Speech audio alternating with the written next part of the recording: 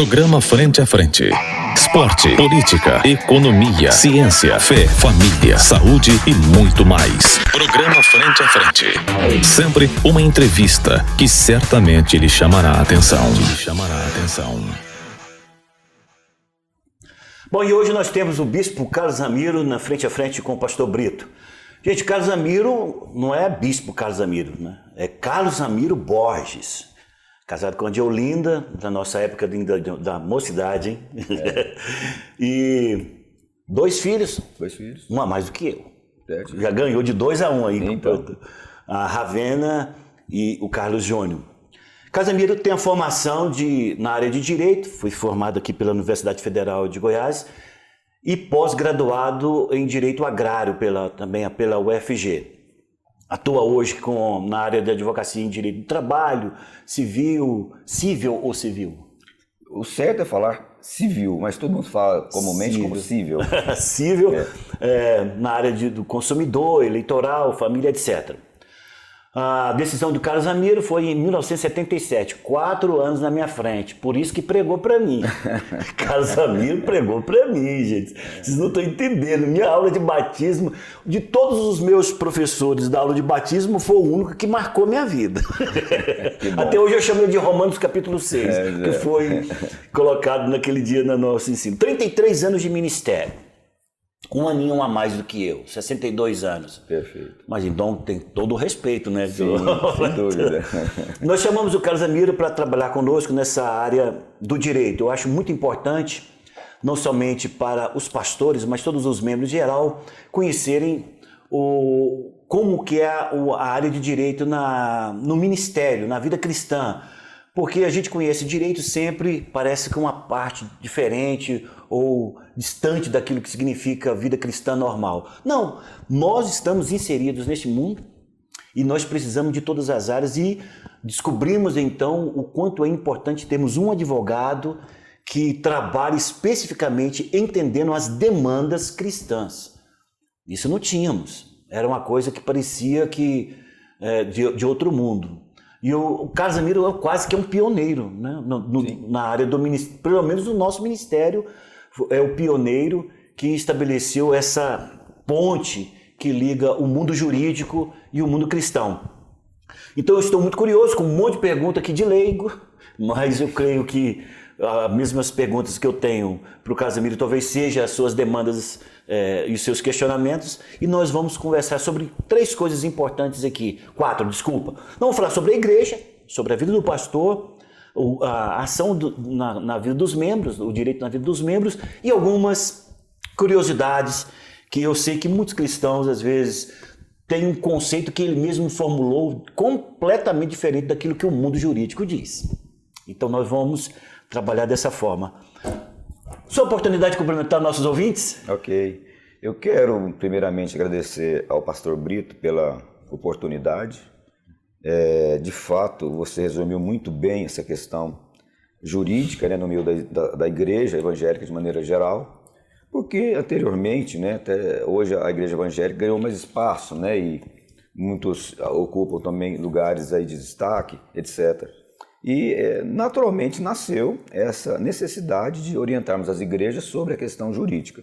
Por quê? Porque muitas vezes acontece um fato jurídico na sua igreja, você não sabe o que é, depois vem uma intimação, né?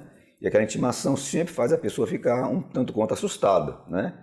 E normalmente as pessoas, elas não têm, digamos assim, por uma questão de formação, uma visão correta do mundo jurídico na igreja, e ficam assustadas, amedrontadas, né? Outras ficam tristes, né?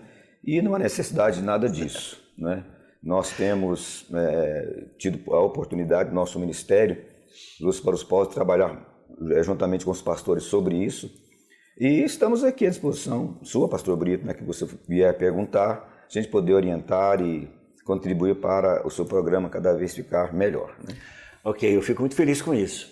E não, realmente, todo homem tem um medo do desconhecido, né? Bem. E a área jurídica era uma área completamente desconhecida, tanto pelos pastores, sim, como pelos membros. Mas hoje, do ponto de vista jurídico, você tem algum exemplo de demandas jurídicas que envolve a vida de pastores ou igrejas? Sim, eu posso citar aqui o que é o custo normal das igrejas, né? E um fato também que agora me vem à memória, que eu quero reportar para você, é um fato infeliz, mas seria bom eu colocar como exemplo, né? Para que todos possam entender melhor. Bom, a primeira coisa é que todo líder de uma igreja, o pastor, o presbítero, o ancião, seja lá quem for, né? Ele tem que se preocupar em trazer a sua identidade jurídica para a sua igreja. O que é o seu estatuto social? Sem estatuto, seria aquela pessoa que andasse na rua sem identidade. Então, quando você é abordado aí na rua por alguma autoridade, eles perguntam qual a sua identidade, né? Então você mostra a identidade, ele tem a sua foto, ele tem o seu nome, etc, etc. O estatuto é a mesma coisa. Agora, pastor, que as igrejas estão descobrindo essa necessidade. Uau! Antigamente, isso era assim, naquela situação que a gente comenta, até com temor, né? Não, o Senhor Jesus vai cuidar. Não, Deus vai estar abençoando. É verdade, né? E vai abençoar muito mais ainda se você tiver o seu documento. Né? Muito mais ainda. Isso aí não é difícil, isso é fácil de confeccionar. E também nós somos cristãos e temos a obrigação de obedecer às leis. Então, se você ali tem um rebanho de 30 pessoas, 40 pessoas, ali é um mundo jurídico. Exato. Né? Apesar de estarmos pregando a palavra, edificando as pessoas, ali tem um mundo jurídico, onde se acontecer alguma coisa naquele ambiente, você será o responsável. Exato. Né? Então, o estatuto é para fazer esse resguardo.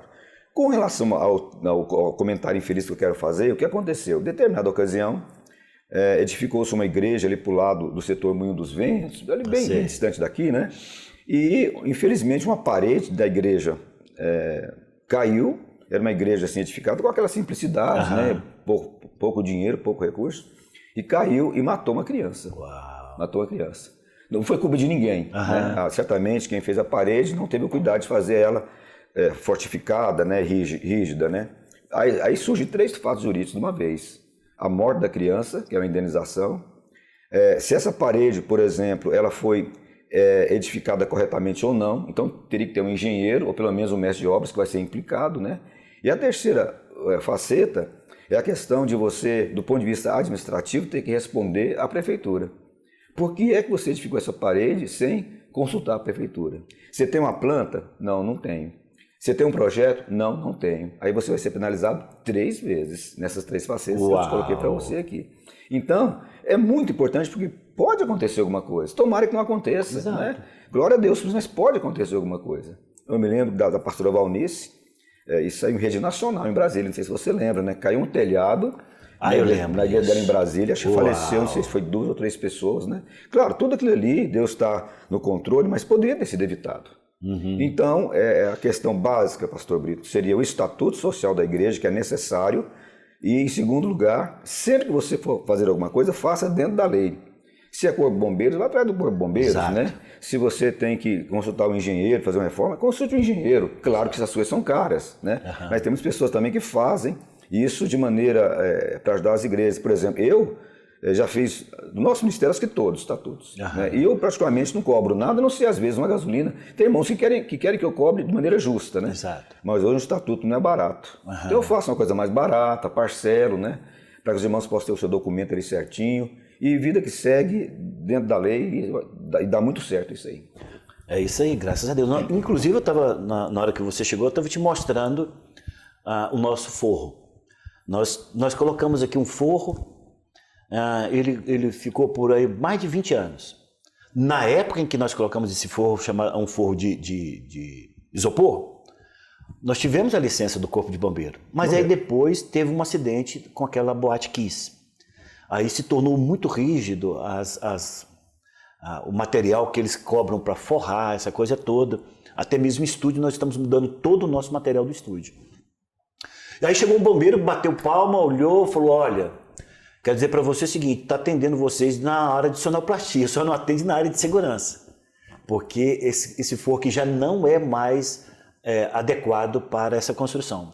Estamos aí alguns meses, começamos em agosto desse ano, que está se findando a reforma desse prédio. Aí, aquilo que você falou, tudo é muito caro, graças a Deus ganhamos muitas ofertas, o som que nós... A sonoplastia, o projeto de sonoplastia, nós ganhamos de um engenheiro de som chamado Walter, rapaz, foi um presente do céu, porque é o melhor engenheiro na área de som e ele nos ofertou. Isso que você falou, as igrejas vivem de ofertas. Claro. Se a gente não contar com essas ofertas, não conseguimos muita coisa não. E aí estamos dessa forma, claro que é muito gradativa, porque conforme a entrada daquilo que a igreja tem. Mas precisamos realmente ter muito cuidado com isso. Se você me permitir, só um adendo na questão aí do estatuto, por exemplo, se você não tiver um estatuto, você não pode comprar um imóvel no nome da igreja. Exato. Né? Você também não pode vender. Não pode comprar nem vender. Né? Fica tudo no nome do pastor, tem esse problema. Aí, se acontecer alguma coisa com o pastor, tem que fazer o inventário dele. Aí você prepara para ter aborrecimentos assim pela frente. Das mais diversas, né? Principalmente se o pastor tem uma família grande. E é muito burocrático o inventário e caro também, né? Mas de qualquer forma, a gente tem procurado auxiliar, além do nosso ministério, pastor, vários ministérios também que nos procuram, né? E a gente orienta, a gente faz um preço assim bem camarada, só para ajudar mesmo, mas nunca deixar de olhar essa parte da documentação. Exato. Nunca deixar, isso é fundamental. Isso é muito importante. Você tocou no assunto da Boate Kiss, né? Ali você pode observar que houve pelo menos mais de 200 jovens que morreram, né? Eles não tinham como sair. Não tinham como sair. E as portas da nossa igreja também, você viu que todas abrem para fora. As nossas portas abriam para dentro. Exatamente. Veio o bombeiro aqui e falou, vocês estão doidos. Então. Tivemos que pegar a porta e virar ela assim, ó. Colocamos ela. Todas agora tem que abrir para fora. Pois é, tomara que não aconteça, mas pode acontecer, exato, né? Vivemos num mundo sujeito a chuvas e trovoadas, né? Mas o importante é ter essa parte estatutária arrumadinha, ter o seu CNPJ, né? Só explicando para você, talvez a gente não tocou nesse assunto antes, enquanto a gente conversava anteriormente, mas assim, toda igreja ela é isenta de imposto. Aham. Imposto não importa se é federal, estadual ou municipal. Em Goiânia, inclusive, as igrejas não pagam IPTU, não pagam. Inclusive, igrejas alugadas também não pagam IPTU. Pode ser uma igreja já edificada ou então uma igreja alugada, não se paga IPTU. Mas a igreja ela é isenta de toda sorte de impostos, né?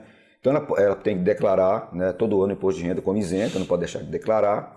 E é um benefício muito grande, entendeu? Porque a igreja é para servir o povo de Deus, né? Servir a comunidade. Não tem fins lucrativos. Então, essa lei é uma lei antiga já e permanece no Brasil vigorando. É muito importante que você saiba disso também, né? A igreja não paga imposto. Uma coisa que talvez o Carlos Zamiro não lembre, claro que lembra. Eu vou fazê-lo lembrar agora. Nós tivemos aqui uma tempestade aqui no setor alguns anos atrás. O telhado do vizinho veio todo contra o nosso prédio. Só que nós temos seguro do prédio. Nós fizemos o seguro. Mas você sabe que para acionar esse seguro é uma tristeza, né? E eu falei, gente, nós vamos acionar o seguro porque nós temos o direito. Claro. E o Carlos Zamiro foi o advogado desse seguro, não sei se você lembra, muitos anos atrás. Sim, aí pegamos as filmagens, porque todo o nosso prédio é monitorado, pegamos as filmagens, usou tudo.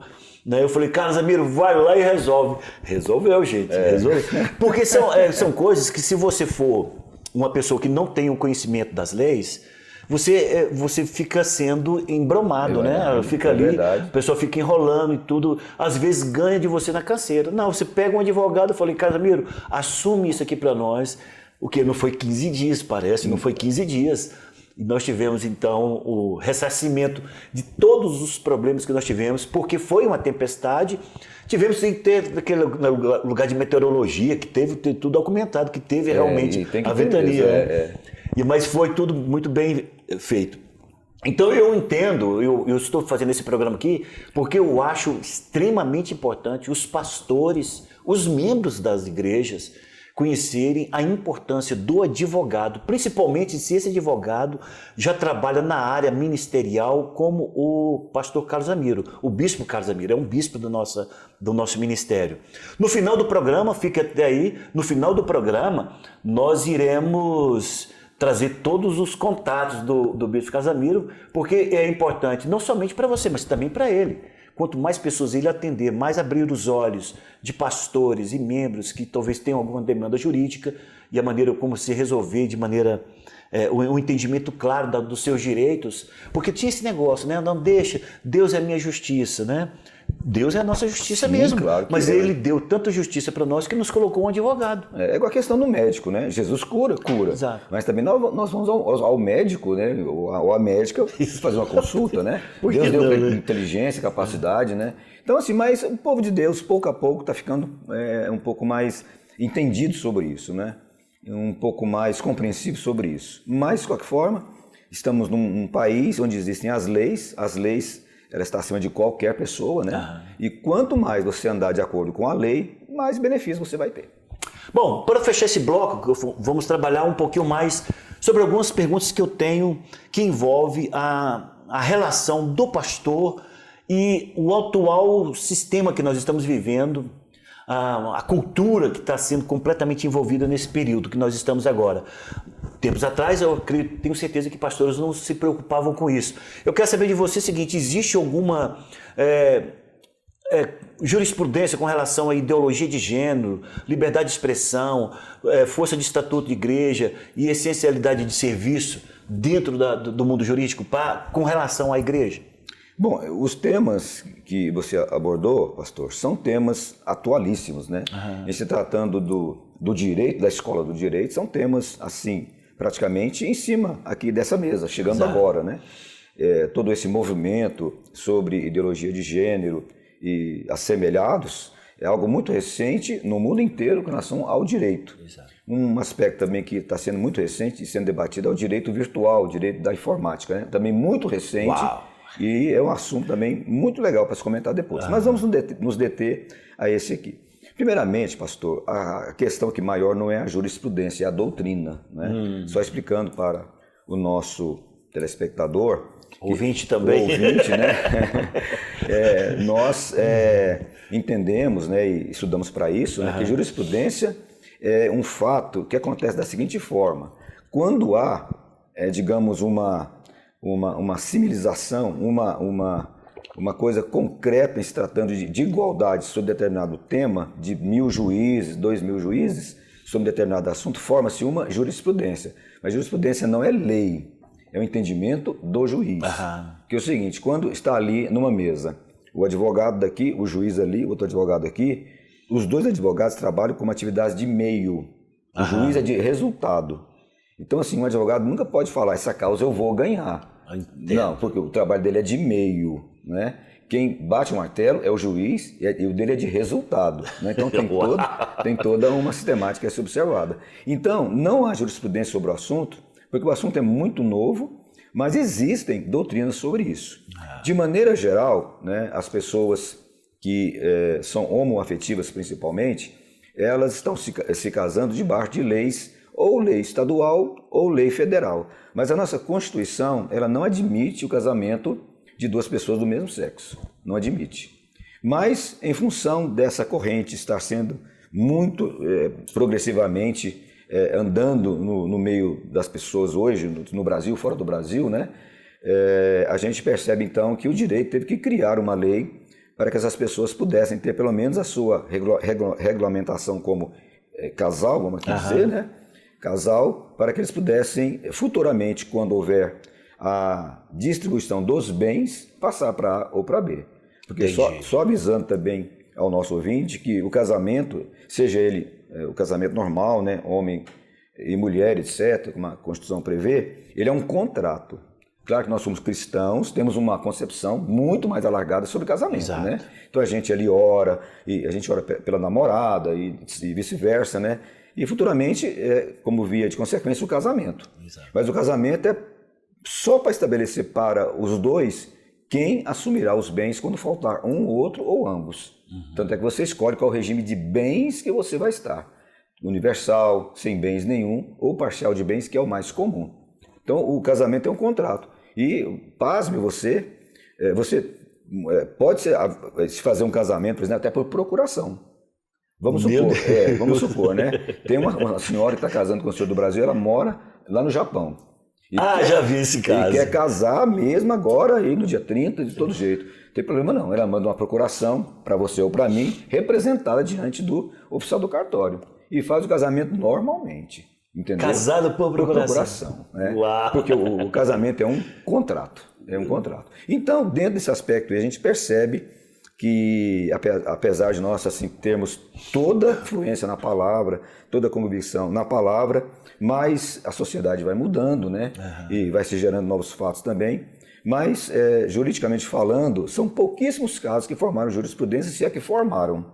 Entendi. Né? Porque ali não é algo contencioso. Né? Então, os dois, diante de uma lei federal ou estadual, querem se casar, seja duas pessoas do sexo masculino ou feminino, elas podem se casar, como acontece com aquilo que é chamado de concubinato. Né? Aquela pessoa que mora com a outra e vai vivendo. Diante da lei, eles são casados. Mas como é que provaria que o casamento... Vamos imaginar, o homem, vamos supor, ele era sozinho, e a gente chama de amaziamento, né? Não sei se é a mesma... O amásio. Amásio, né? É a mesma coisa de concubina? Mesma coisa. Tudo bem, eles moram 5 anos juntos. Certo. Aí ele vem a falecer, mas ele tem família. Sim. Como essa mulher que foi concubina dele por 5 anos pode ter os direitos de uma esposa? Certo. Bom, primeiramente isso dá uma grande confusão, né? Principalmente quando a pessoa que casou corretamente sabe que tem outra pessoa. É uma grande confusão, né? De qualquer forma, estabelece o que? A abertura do inventário, em tese desse senhor que faleceu, né? Aí, essa pessoa que é chamada de amásia ou concubina, ela se habilita ao inventário, ela entra no inventário.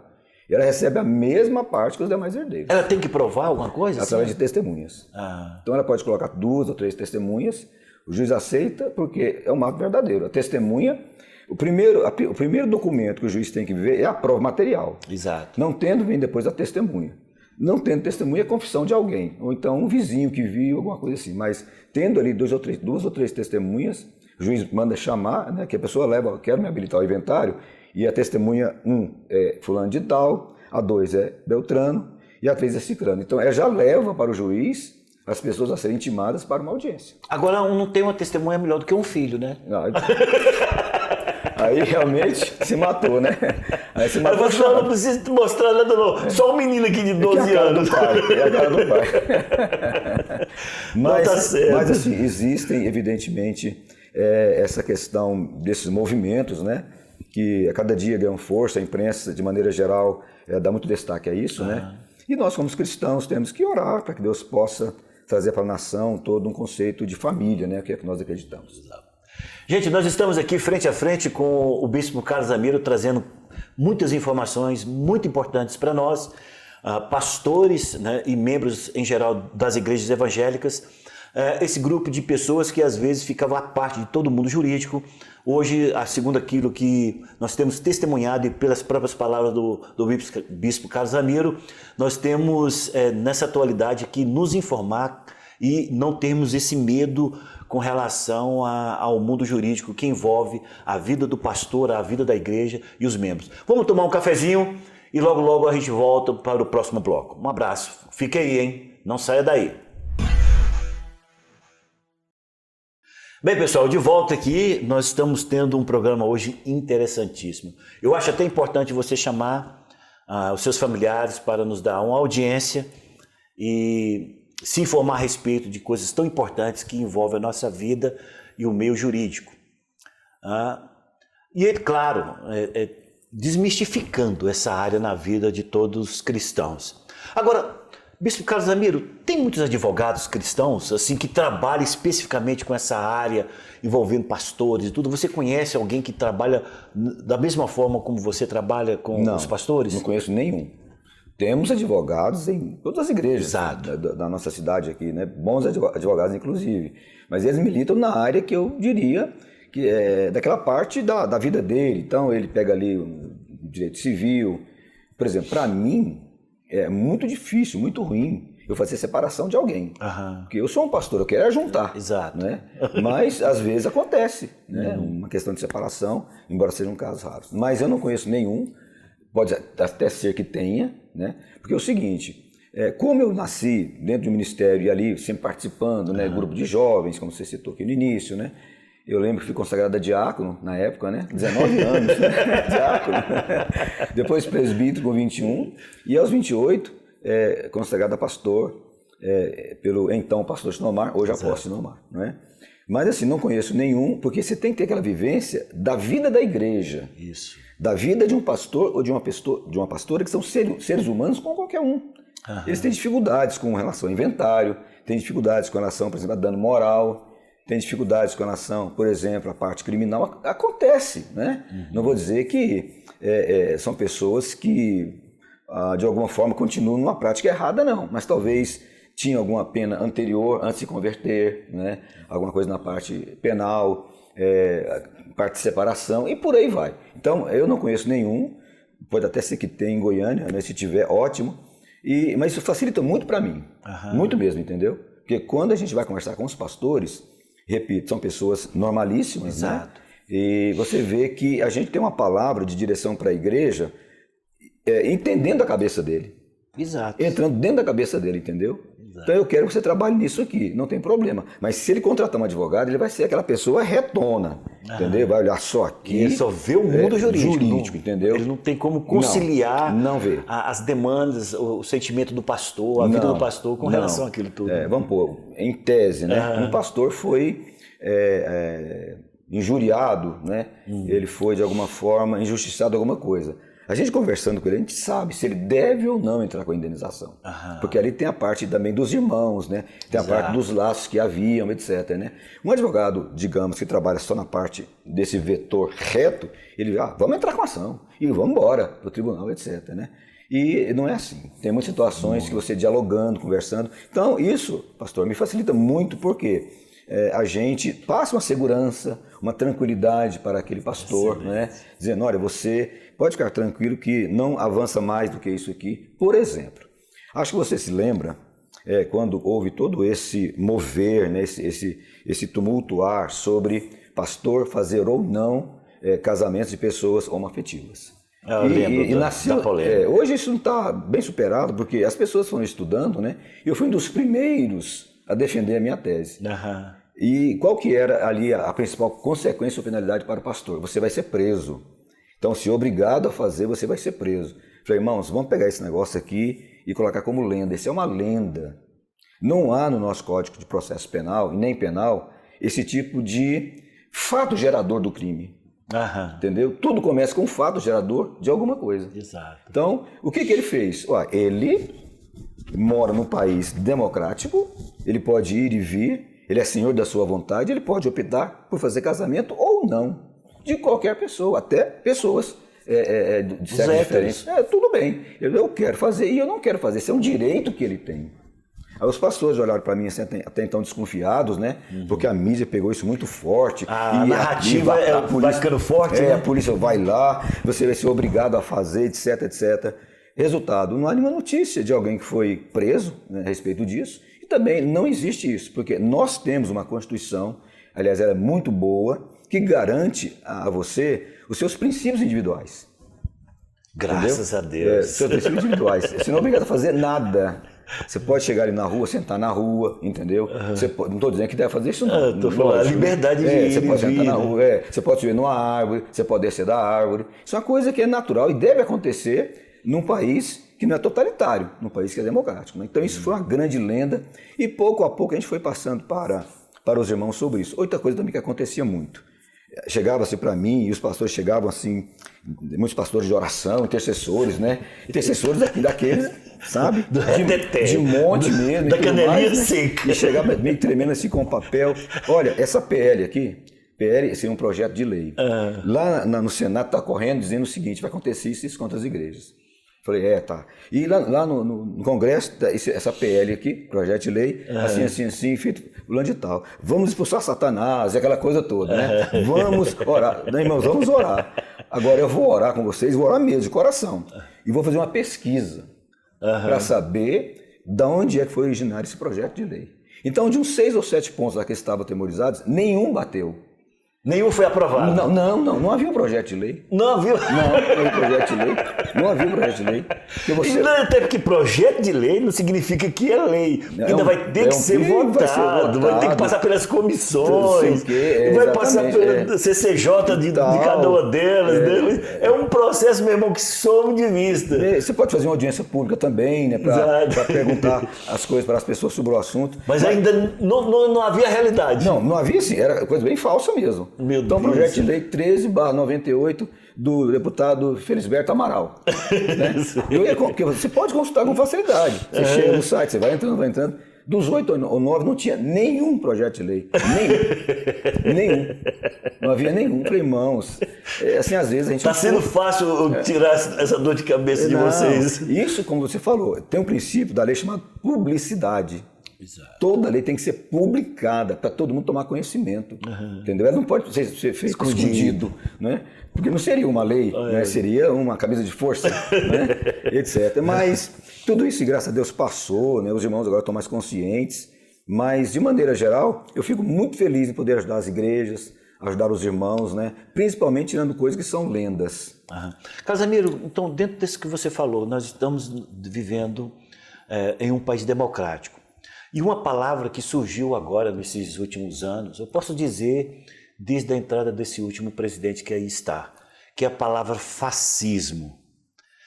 Você tem condições de falar para nós a diferença entre o país em que nós estamos e aquilo que eles bradam, né? Porque tem uma ala, uma vertente ideológica que diz que o nosso presidente é fascista, de que o que está sendo colocado é um fascismo no Brasil. Você tem condições de dar uma explicação para os nossos ouvintes na diferença entre democracia e fascismo e saber onde que nós estamos vivendo mesmo? Sim. Bom, primeiramente, a origem da palavra fascismo ela é italiana, é fascio.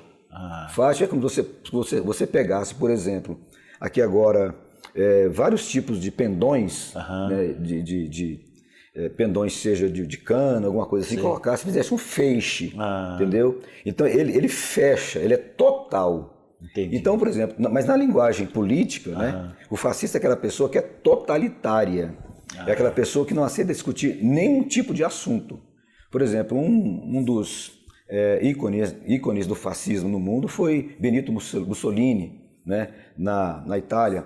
Então, assim, se você está num ambiente como esse, de totalitário, se o chefe falou, você tem que cumprir. Então isso é o fascista, né? É aquela pessoa que não admite um contra-argumento, não admite um diálogo. A lei é de cima para baixo. Pronto. Isso é saudações. Isso é fascismo do ponto de vista técnico. Agora, vamos pegar o nosso presidente. Não é fascista, não. Até porque ele foi eleito democraticamente. Então, a própria eleição dele foi uma eleição democrática. Todo mundo votou nele, pelo menos a maioria votou nele, vai ter eleição agora, vota ou não vota, entendeu? Elege ou não. Né? Mas o fato dele ser uma pessoa de direita ou de extrema-direita, ele não é fascista não, do ponto de vista técnico não. Vamos pegar aqui também outro exemplo de fascista, né? Hitler, fascista. Então pegou os judeus lá um por um e foi colocando nas câmaras de gás, né? E ninguém podia discutir. O soldado tinha que atirar e matar, então colocar na câmara de gás, entendeu? E todos esses registros aí são de homens fascistas. Agora, o nosso presidente é fascista? Não. Ele é firme na sua ideologia de centro, de direita, perdão, com relação à parte política, assim como também tem aqueles que são de esquerda, né? E uma pessoa de esquerda também pode ser fascista. Se você pegar, por exemplo, um regime totalitário, digamos, comunista, é um fascismo também. É aquele feixe ali, apertado, né? Então, não tem igual de você escapar. Aqui desse, vamos pegar o trigo, né? O trigo que aqueles feixes. Sou dono desse molho de trigo aqui e acabou. E ninguém toca nisso aqui. Eu posso dizer até que é o seguinte, na cabeça de um fascista, ele é um extremo nacionalista. Mas assim, exacerbado mesmo. Exacerbado, né? Porque ele fala, ninguém entra aqui e ninguém fala aqui, e o que eu falo aqui é lei para quando acabou. Não há discussão. Bom, mas no Brasil não temos isso. Não tem isso não. Tanto é que se o presidente agir de modo errado, tem o STF que vai julgar ele, né? Porque a competência do STF, não é? Também tem o Congresso Nacional. Temos o impeachment como última. Tem, sim. Então, caminho. Não, ele, assim, do ponto de vista técnico, ele não é fascista, não. Mas como tem a ala de esquerda que faz essa rotulação, então chama. São narrativas, então. São. No nosso caso aqui, são apelidos.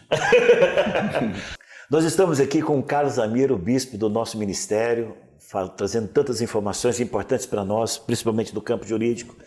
Mas o Carlos Zamiro, ele é uma pessoa de muitas atividades.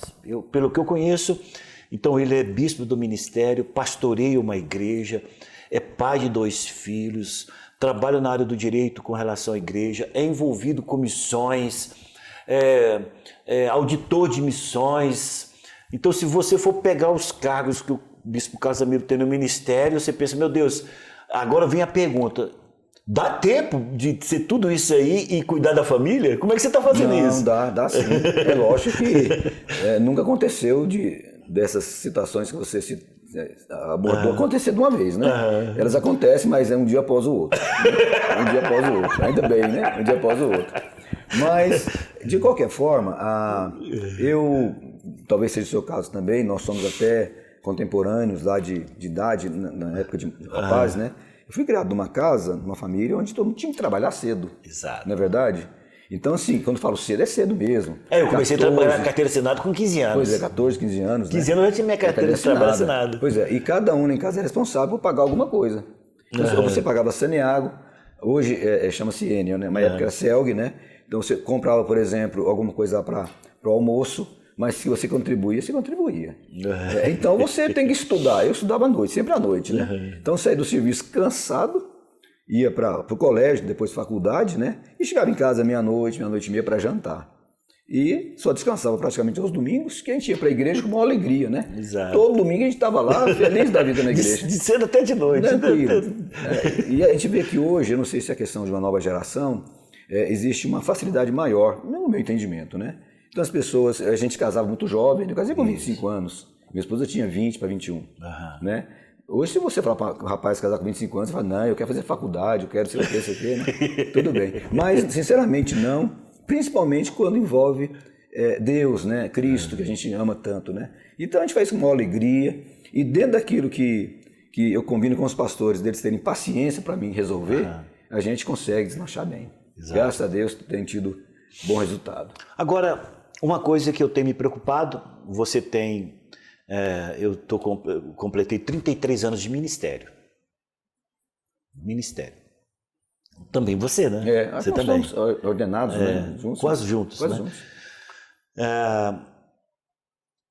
Eu tenho pensado a respeito da velhice. Sim. Principalmente, não é a velhice de forma geral, a velhice ministerial.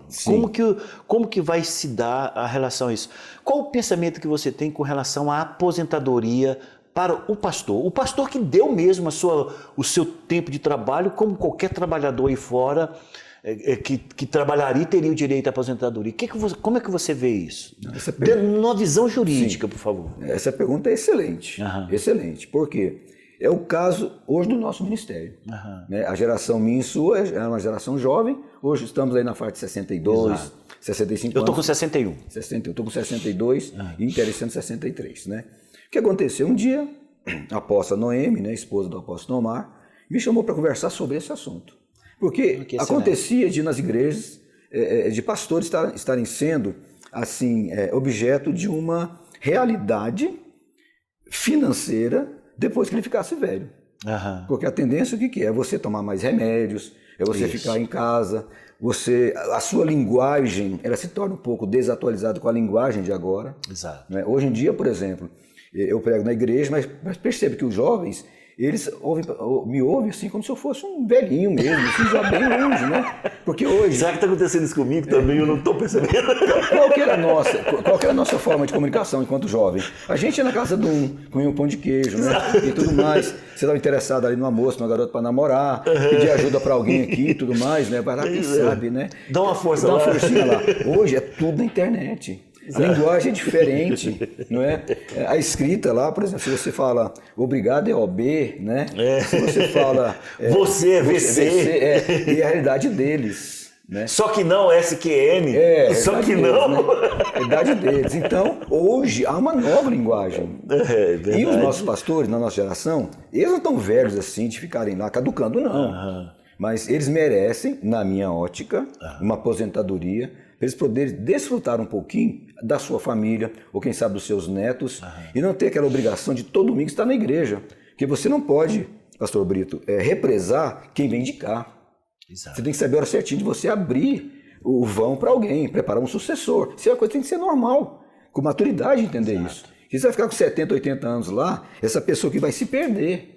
E você não vai fazer o seu sucessor. Exato. Então você vai depois ficar para cá, a pessoa também, e não há o sucessor. Exato. Tem que haver normalmente um sucessor. Excelente. Então a sua pergunta é excelente, me permita eu poder só estender um pouquinho. Tranquilo, fica à vontade. Então a apóstola Noemi me chamou para conversar sobre isso, o pastor Stomar também, que fizesse uma redação, e eu fiz. Estou tentando fazer aqui uma coisa bem sucinta. Ok. Nosso ministério, doravante, vai jubilar os seus ministros. Que bênção. Jubilar. A palavra jubilar, ela é emprestada, assim, um pouco da parte universitária. O que seria o jubilamento universitário? É aquele professor que 40 anos ali naquela faculdade, seja norte-americana, seja europeia, aqui no Brasil, que ele está cansado, mas ele tem muita experiência. Entendo. Entendeu? Mas vem uma turma aqui agora que está com oxigênio, né, e está querendo trabalhar mesmo, e com ideias novas, que é uma coisa normal. Exato. Aí o que acontecia? Pegava-se esse senhor, honrava ele com um título, um culto, que seja uma reunião, né?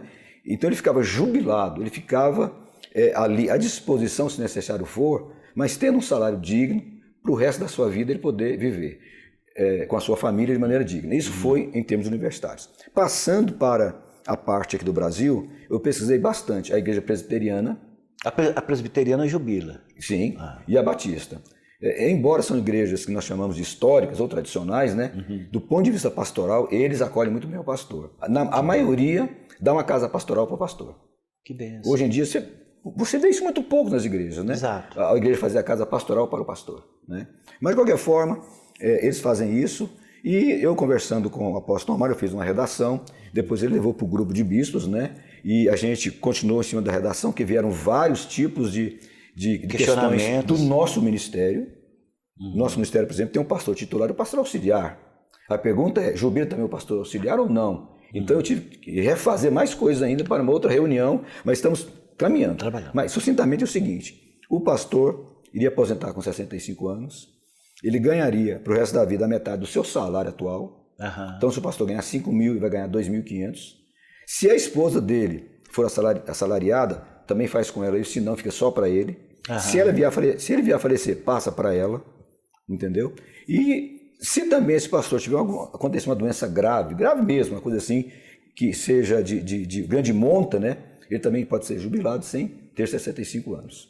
E também colocamos ter 20 anos de ministério, né? Pelo menos 8 anos como pastor de uma igreja local como presidente. Tem que ter alguns critérios básicos, né? Sim. Então o nosso está versando sobre isso aí. Nossa, eu fico muito feliz com isso. Isso é muito importante, porque os pastores vão ter o que comer. Como aconteceu isso que eu tive o primeiro contato com a apóstola Noemi.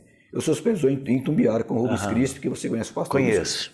Falou para mim, Carlos, na nossa conversa de supervisor e, né, o discipulado ali. Deixa eu fazer uma pergunta para você bem reta aqui. Eu não quero que você faça subterfúgio, não. Eu falei, não, pode fazer. Pode fazer. E ele é assim.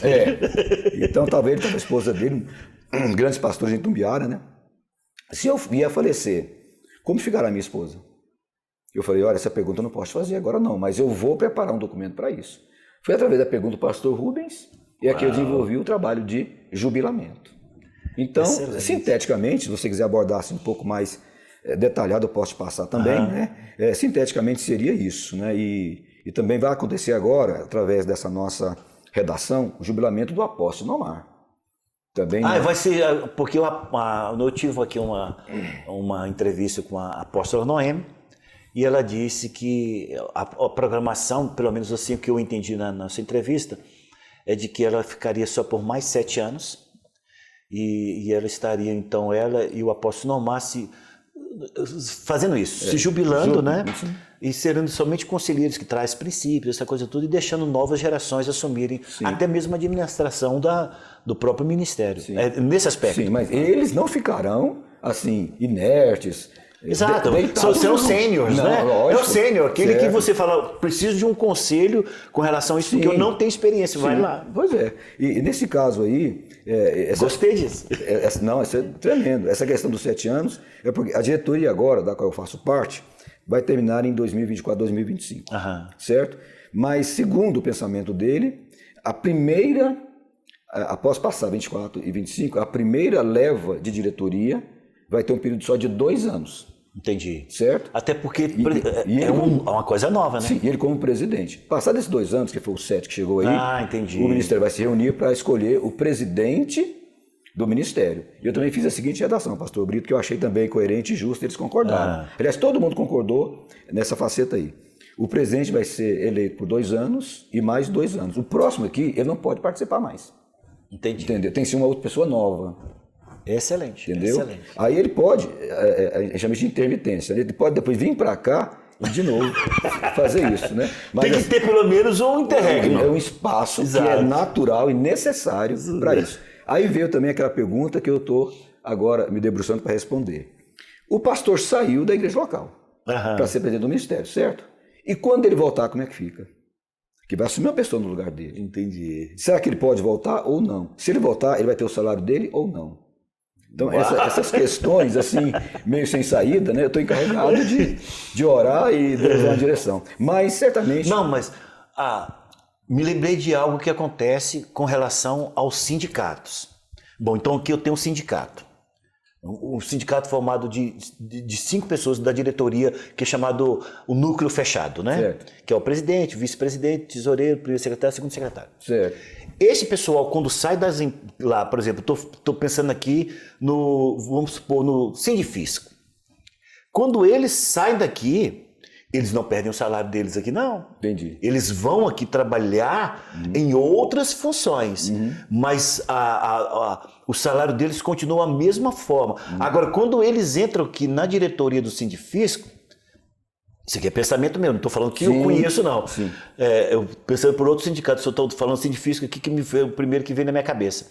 Quando ele vem para essa diretoria aqui, ele exerce o seu legado ali de 2 anos, que pode ser reelegido por outros 2 anos, com o mesmo salário que tinha lá, porque quem paga lá o salário é onde ele estava.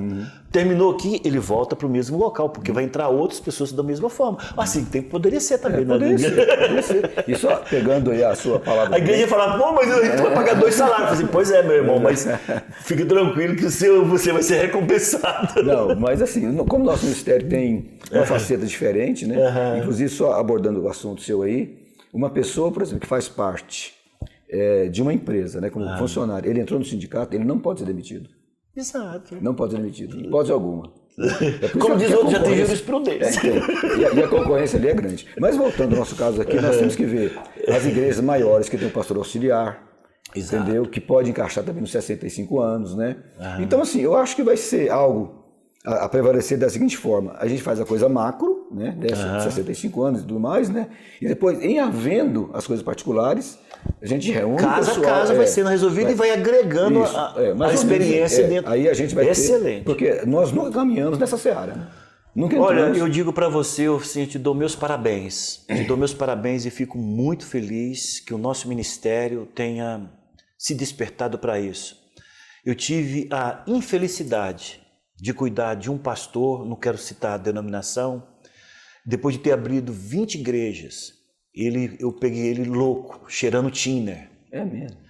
E nós conseguimos aqui, nós falamos, gente, fazer o bem, como diz minha mãe, não importa a quem. Esse aqui, ainda por cima, é meu colega de ministério, nós ajudamos ele, tiramos ele lá do vício dele. E a esposa falou, e mostrou para mim, ela falou assim, não estou falando para o senhor que ele fez isso de boca, não. Foi mostrando as fotos das igrejas que ele fundou.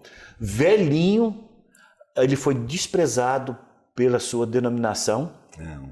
E aí ele perdeu o senso de vida. A loucura veio, acho que por tanta dor que ele sofreu. Sim. Aí nós levantamos esse pastor aqui, a igreja investiu nele. cuidamos dele, ele deu uma recuperada, pegamos a família dele, pagamos transporte para a mudança dele lá pro lado de São Paulo, interior de São Paulo, onde a família dele tinha lá, que poderia acolher ele, porque ele estava aqui em Goiânia, jogado às traças, cara. Então, quando eu tive a experiência desse caso, eu sempre me preocupei com a questão da aposentadoria. Não, sim. Quer dizer, o pastor, ele dá 40 anos de serviço. E depois, a nova geração que não vira o trabalho, é que nem o faraó que não conheceu José. Ele não vai dar o preço que ele tem. Se não tiver nada que regulamenta, se não tiver uma lei que ampara, se não tiver isso que você está fazendo, nós teremos a mesma felicidade de fazer isso e proporcionar isso na vida dos nossos pastores. Então eu fico muito alegre, eu fico comovido com a sua atuação.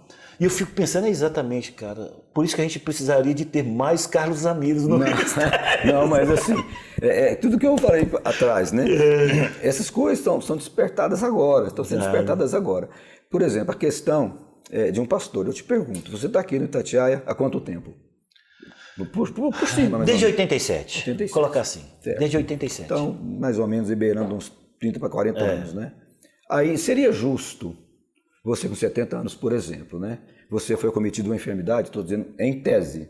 Eu quero ver você saudável o resto da vida. Em nome de Jesus. Em nome de Jesus.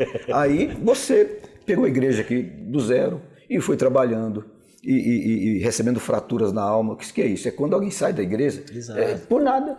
Aí você fica pensando, meu Deus, o que foi que eu fiz? Aí vem a fratura da alma, você supera isso aí. Nossa, eu estou todo fraturado. Não. Então, aí você vê pessoas que não te abençoou, podia ter abençoado, etc, etc, né? Mas você fez essa igreja aqui. Exato. Essa igreja tem um traço do seu caminho. Exato. Você é do primeiro passo até o momento agora que nós estamos conversando nesse estúdio. Tem um traço do seu caminho. Bom, aí você está precisando de comprar remédios, 5 ou 6 remédios, e aí entrou um pastor jovem aqui, todo satisfeito, saudável, né? Aí você vai ser esquecido? Não. Exato. Isso é uma desonra para Deus, né? Isso é uma injustiça. Eu comentei com o nosso apóstolo sobre isso. Ele concordou plenamente, ele é Noemi. Isso é injustiça. Da onde que você... Não, mas ele está velhinho já, não sabe nem fazer o ó com o fundo de um copo, entendeu? Mas ele foi seu pastor, Exato. Ele fez seu casamento, consagrou seus filhos. É isso, né? Aí. Então, foi baseado nisso que eu pensei em estar desenvolvendo um documento que ainda estamos terminando por conta da nossa realidade de Ministério dos Povos, entendeu? Tem um pastor auxiliar, tem a esposa, né, que é a questão da esposa. Essa questão que eu falei para você de se volta ou não como presidente, né? Então, a gente está se afunilando nisso aí e o apóstolo deseja, pelo menos desejava, talvez ele ainda pense mais sobre isso, de no próximo congresso ter um espaço para conversar com os pastores do Brasil sobre isso. Excelente. Não é para chegar e falar assim, vai ser assim, não. Nós temos essa diretriz aqui. Você quer o jubilamento, quer então para passar por Eu acho que todos vão querer. Assim. O pastor vai querer. Pelo menos o homem de Deus que fez casamento, que fez batizar todo mundo, vai ficar lá encostado, comendo só arroz com feijão e bebendo lá uma água qualquer. Não é assim. Não é assim. Exato.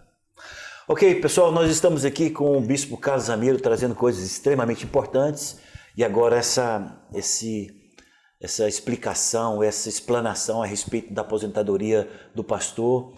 Eu não sei se seria a sua realidade do seu ministério, mas eu estou muito alegre porque eu faço parte desse ministério e com essa iniciativa tão valorosa. Eu digo valorosa para nós porque nós já estamos nesse período de aposentadoria. E eu acho que isso está chegando num momento muito importante, não somente na minha vida, na sua vida, mas na vida de tantos outros pastores que nós conhecemos. Claro, né? Claro. Nós fomos, eu entendo que a nossa safra de pastores foi muito boa. Sim. Aquele grupo de pessoas que Deus levantou naquela época, hoje são todos pastores completamente envolvidos no ministério. Sim. Eu creio que foi uma boa safra de pastores e que estão todos na mesma idade que nós. Sim. Eu acho que isso vai ser um alívio e vai ser uma bênção na vida deles. Mas tem também a aposentadoria pelo Instituto, né? INSS. Não, exato. Se você quiser comentar... Não, eu pago, não, isso aí eu pago, eu queria mesmo só a ministerial, porque essa aí, do INSS, acho que todo mundo paga da mesma forma. E que não é o valor que você vai ter, né? Isso vai ser você comprar um remédio, talvez, que você vai ter. Ganhar um salário mínimo. Um salário mínimo, né? Ok, vamos dar um minutinho só para você molhar o bico aí, tomar uma aguinha, mas ainda temos uma coisa muito importante para falar, principalmente sobre o papel da mulher na sua igreja, com relação àquilo que nós chamamos sobre violência familiar.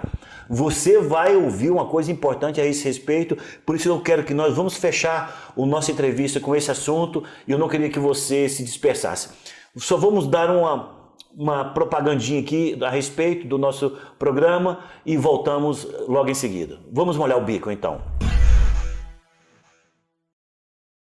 Muito obrigado, pessoal. Nós estamos de volta aqui frente a frente com o Bispo Carlos Ramiro, trazendo brilhantes informações a respeito do mundo jurídico que envolve a sua vida cristã, que envolve o estado que você mora e a igreja que você pertence. Tudo isso está muito entrelaçado nas nossas vidas e precisamos de muito mais informações. Eu sei que um programa como esse, viu, Bispo Carlos Ramiro, é muito pouco para trazer tantas informações que eu acho que todos os membros das igrejas deveriam saber, principalmente os pastores. Eu quero finalizar esse programa, Bispo Carlos Ramiro, perguntando sobre aquilo que para nós era uma coisa bem escondida, quase que abafada nas igrejas, mas que nós sabemos que onde existe gente, onde existe família, isso é possível de acontecer, que é a questão da violência familiar, principalmente envolvendo a Lei Maria da Penha. Isso acontece realmente dentro das igrejas? Sim, acontece.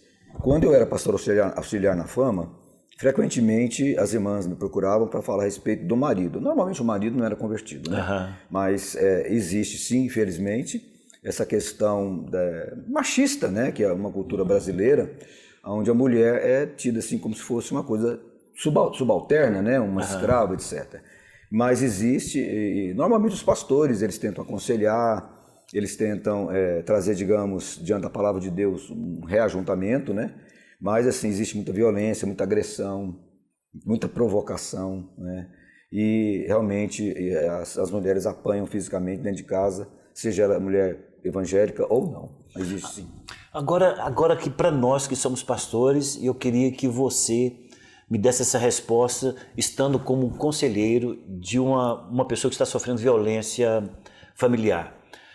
Se depois dos seus conselhos, você deu várias saídas, tanto para esta mulher quanto para esse homem, para resolver a questão familiar, do ponto de vista espiritual, do conselho ministerial não foi resolvido, você mandaria ela procurar a lei mesmo? Sim, mandaria, porque a lei está aí para isso, né? Uhum. Então, qual seria o primeiro passo dela com relação à violência? Procurar uma delegacia. Uhum. Né? E chega na delegacia, explica para o delegado o que está acontecendo na sua casa, né? E ele vai mandar intimar a pessoa que violentou, né? Que atingiu de maneira agressiva ou com palavras, não sei. Aí, através daquele momento ali, eles pedem um afastamento de 300 metros, 400 metros a partir de então, né? Uhum. E, infelizmente, essa lei no Brasil ela não pegou tanto, deveria pegar, né? Porque quando acontece, digamos, a briga, né? Às vezes a pessoa está alcoolizada, drogada, né? E não respeita esse limite, vai e agride a pessoa novamente. Mas no Brasil tem a Lei Maria da Penha e outras leis que protegem a mulher, e eu sou favorável a isso. E digo mais para você, se você me permitir. Nos casos que eu via lá na Igreja da Fama, como pastor auxiliar, eu não tinha dúvidas naquilo que eu aconselhava. Se aquele homem, seu marido está te agredindo, vá morar no outro lugar. Você não é obrigado a ser espancado aqui, não. Sei que você casou com ele diante de Deus certinho. Mas, assim, um homem agredir uma mulher é algo que passa dos limites. Porque a mulher, ela é mais fraca do que o homem. Né? Então, passa-se dos limites. Então, eu sempre aconselhava, claro, debaixo de oração, de muita explicação, né? Querida, procure morar no outro lugar. Né? Ou talvez perto da sua família, né? Porque você não merece ser agredido e espancado. No Brasil, você tem uma ideia, a cada minuto, cerca de 100 mulheres são espancadas. Nesse momento agora, estou dizendo nessa hora, então, estou dizendo aqui no Brasil, né? No Brasil. São espancadas. Meu Deus do céu. E muitas delas não denunciam. Vamos pôr de 100 casos, talvez vai o quê? Vai ali uns 20% a 25%. Por quê? Muitas delas precisam do sustento do marido. É quase infelizmente. Que escravizadas pelo dinheiro que o marido tem que dar e se submetendo a uma posição dessa forma. Se ela sair, né, ela não tem onde comer, não tem onde morar, não tem onde beber e nem onde vestir. Infelizmente. Eu quero dar um conselho aqui a você, mulher, que nesse momento nos ouve e é cristã. O Senhor não colocou o seu esposo para ser um carrasco na sua vida e nem para fazer da sua vida um inferno.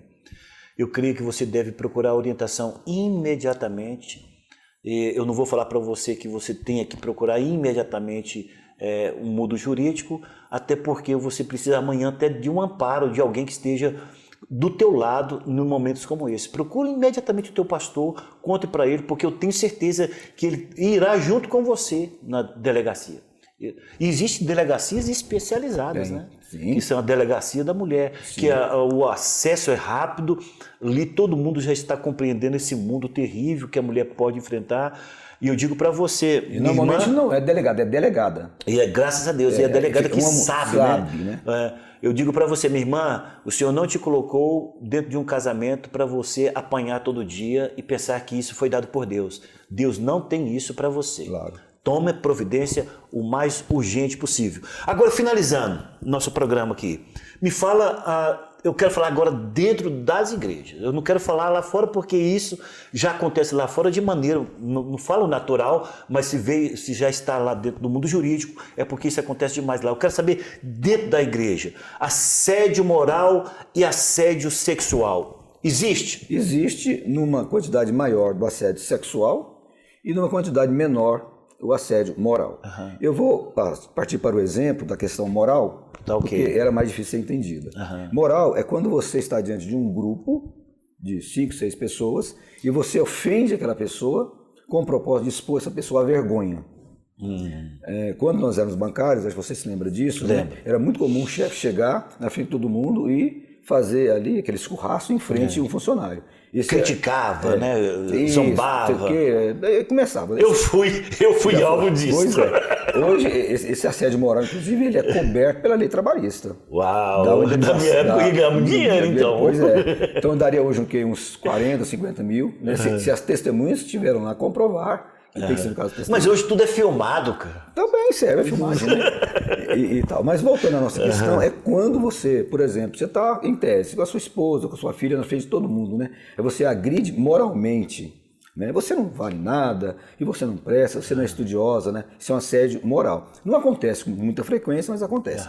Agora, o assédio sexual ele se tornou-se quase que uma prática dentro das igrejas. Uau! Infelizmente. Até obreiros, né? Que às vezes já casados, né? E tal, vê lá uma mocinha, né? Então procura de alguma forma mandar uma mensagem pelo celular para ela, né? Induzindo ela a fazer alguma coisa. E como aquela mocinha às vezes não tem o entendimento de uma mulher adulta e vê o pastor como sendo uma pessoa sacrossanta, de fato tem que ser mesmo, né? Então ela não consegue fazer a dimensão desse caso. Então ela cede porque ela acha que aquele homem tem esse direito, ele é um sacrossanto, entendeu? Meu Deus. Ela cede por essa questão, ele é um homem de Deus. Pela idade dela, certo? Então aquilo lá até pode ser uma orientação de Deus. E muitos fazem isso, dizendo que Deus orientou ele a fazer esse tipo de prática. Quando é pego, quando a pessoa é pega no flagrante, eles falam isso? O assediador, ele fala que foi ele. Não, quando ele manda o recado para a menina, ele fala que foi Deus que mandou. Foi Deus que mandou. Deus mandou eu te abraçar. Deus mandou eu te... Isso acontece. Gente, eu estou rindo aqui, mas isso é de chorar. Isso é de chorar. Né? Porque a mulher, e tem mais, pastor Brito, quando elas cedem e acontece, elas se sentem culpadas. Meu Deus. Elas foram vítimas e se sentem culpadas. Entendeu? Então é um trauma. Nós falamos da fratura da alma, né? É um trauma que não sai facilmente. Que a partir dali, ela não confia mais em ninguém. Pode pregar lá em cima, até um anjo. Ela não acredita mais. Porque ela foi atingida na sua alma, né? Então, a Bíblia fala, inclusive, em Coríntios, o seguinte, me permitindo aqui só estender um pouco, né? Claro. A Bíblia fala que nós somos um só espírito com o Senhor. Mas se você pegar o texto, está falando o seguinte: assim como um homem que se junta à prostituta se torna uma só carne, também aquele que se une ao Senhor se torna o mesmo espírito com ele. Mas o texto todo fala de moralidades. Só essa parte que fala de uma coisa tremenda. Né? Mas para dizer o seguinte: se por acaso houver esse assédio sexual em nível de contato, uniu-se almas. Entendi. Entendeu? Uniu-se sentimentos. Mesmo que a pessoa não compreenda, mas uniu-se esses sentimentos. Né? Então, não há dinheiro que possa depois indenizar isso, não há. Exato. As mocinhas ficam praticamente pro resto da vida não querendo casar mais, porque foram atingidas numa área tão importante disso, e elas não têm dimensão do que está acontecendo, pela questão da idade. Né? Mas, infelizmente, existe, né? É necessário ter aqui em Goiânia, um dia está conversando com o apóstolo Omar, que é presidente dos pastores, né? De ter um segmento aqui que possa, não é, digamos assim, ficar manipulando pastores, mas orientando os pastores sobre uma prática de vida cristã sadia, né? Isso. Nós fomos ensinados assim, mas se você pegar de maneira geral, existem sim aquelas moças 18, 19, 20 anos que formam o corpo, se tornam mulheres bonitas, né? Elas são alvos de homens, sim. Eu creio que um conselho que nós poderíamos dar aos pais é de sempre dar uma olhada no celular dos seus filhos, né? Sim. Principalmente no WhatsApp, porque ali é uma rede mais usada no Brasil, de você ter muito cuidado com isso. A igreja, ela é um lugar de ex, né? Às vezes nós temos ex-alcoólatras, ex-pessoas violentas, ex-pessoas que para o mundo talvez não davam nada e vieram para a igreja. Essas pessoas, elas podem se tornar obreiros na casa de Deus. Sim. E pode ter trazido um ranço de uma maldade que não foi sarada e amanhã ser um instrumento do diabo para machucar a mente das pessoas, ou de moças, ou de rapazes mesmo. Né? Então eu quero dizer para você o seguinte, todo cuidado é pouco. É importante, se nós queremos ter uma vida saudável, uma vida cristã saudável, nós temos que ser astutos como a serpente, simples como a pomba, mas astutos como a serpente, né? De saber lidar com as circunstâncias com muita atenção para que a gente não seja pego na cilada do inimigo. Mas acontece também até com autoridades, né? Determinada época na minha igreja, por exemplo, eu atendi um juiz de direito, que trabalhava. Eu falei assim, pastor, eu vim conversar com você, que não é parte jurídica não, é minha parte do meu coração. Eu estou doente. Falei, o que o senhor tem? Eu sou pedófilo, juiz de direito. Olha aí. Era pedófilo. Para quem não sabe o que é um pedófilo, aquele adulto que gosta de assediar crianças, né? Ou pelo menos adolescentes. Então, ele disse que queria libertação, oramos por ele lá, depois ele não prosseguiu na libertação e voltou para o estado de origem dele. E também, assim, em algumas igrejas, os pastores estão em pecado, né? Casados, mexendo com as mocinhas dali ou de algum outro lugar, e pregam normalmente. Meu Deus. Pregam normalmente, entendeu? Até que vem a denúncia, né? E quando vem a denúncia, aí a família fica sabendo. Aí vem o escândalo, né? Aí é o seguinte, aí todo mundo fala, todos os pastores são assim, todas as igrejas são assim. É da onde vem tanta frieza, às vezes, espiritual, de onde vem tanto problema que a gente enfrenta no ministério. Certo. Mas nós estivemos aqui, gente, Bispo Carlos Amiro, muito obrigado pela tua presença. Eu creio que nossos ouvintes ganharam um presente nesta manhã. E eu creio que a igreja foi muito edificada com todo esse conhecimento e acho que a gente pode ter mais outros encontros aqui. Às vezes pegar um assunto específico e trazer ele com informação muito mais abrangente para nós termos esse momento, vamos colocar até um momento jurídico. Né? Sim, perfeitamente. Eu quero te agradecer de todo o meu coração pela sua disposição de ter saído lá da sua casa, dos seus trabalhos, para estar aqui no nosso estúdio, participando deste momento de gravação. Nós queremos dizer que nós também filmamos, porque nós iremos futuramente apresentar em podcast filmado essa entrevista. E quero que você desfrute grandemente desse que foi um manjar com relação àquilo que envolve o mundo jurídico. Suas despedidas? Bom, eu também agradeço muito, né, pela oportunidade. Claro que os temas aqui são temas que a gente poderia aprofundar ainda mais, mas não tem como, né? O espaço, o tempo, ele é curto. Mas em havendo outra oportunidade, estou à disposição dos irmãos aí, enfim, pastores que queiram, às vezes, tirar alguma dúvida nessa parte jurídica, né? E eu estou desenvolvendo, como disse para você agora há pouco, o trabalho do jubilamento para o ministério. Inclusive, eu deverei brevemente ser jubilado, né? Porque... Põe nós, né? Por nós, né? Porque eu quero passar, né? São muitos anos de conversão, né? Eu quero passar para alguém, uma pessoa idônea, como diz a palavra, né? As coisas de Deus. Porque eu quero também desfrutar um pouquinho da vida, né? Com a minha esposa. Isso mesmo. E é uma coisa importante, não é, gente? Eu acho que a gente não pode, assim, tentar espiritualizar algo que é tão importante que é uma família. Mas muito obrigado mesmo. Fiquei muito feliz pelo convite, muito honrado. E quando tiver outra oportunidade, pastor, não tenha dúvida, estarei à disposição. Deixa seus contatos aí, porque podemos ter até presidente de ministério ouvindo essa entrevista e vai entrar em contato contigo. Então, tá bom. Meu telefone, né, 62 981 26 4626. 981 26 4626. Posso falar o e-mail também? Pode. E-mail, né? O e-mail é dr. carlosramiro, tudo junto, @gmail.com. Ok, nós louvamos a Deus, agradecemos muito o seu tempo aqui conosco e que você ouvinte, você amanhã telespectador, possa desfrutar de tudo isso que foi dito, que eu sei que foi de muita importância e de muito esclarecimento para nós. Carlos Ramiro, muito obrigado. Eu que agradeço. Foi uma honra. Programa Frente a Frente.